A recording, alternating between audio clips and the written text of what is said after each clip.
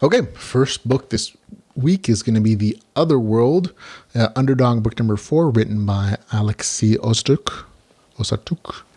It is 385 pages, $6.99. It's not available on Kindle Unlimited as of the recording of this podcast.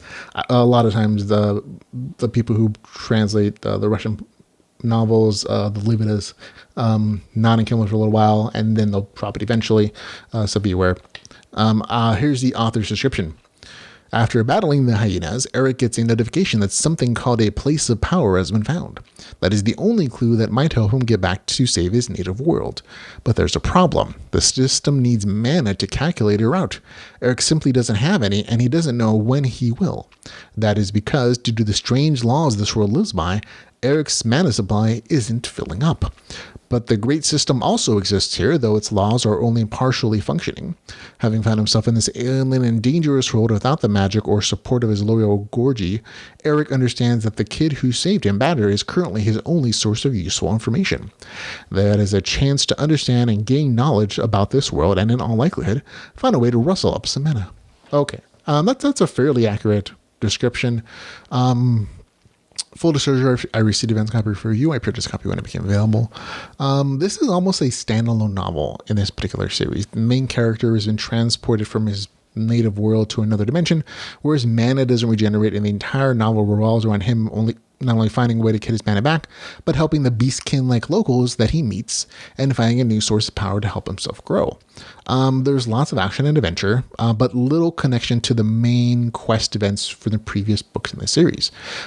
He's literally transported for a book to another dimension. It's kind of a nice change of pace. It's enjoyable in its own right, but if you're looking for something that does involve advance like the main plot line, this is not going to satisfy you whatsoever. It's slice of life, and it has its own little plot points. But it is almost a separate side entity story, which is perfectly fine. I liked it. I had a good time with it. The price on this is going to drop a little bit of going to be a little prohibitive for most people. It's like almost $7, $6.99 at this point. And again, it is 385 pages, so it's a little bit expensive of a purchase price. If you're a fan of the series, you probably already bought it.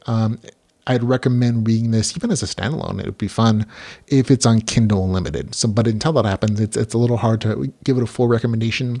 I bought it just because I enjoy this. I got an advance copy, but I also purchased, of course, when it came out.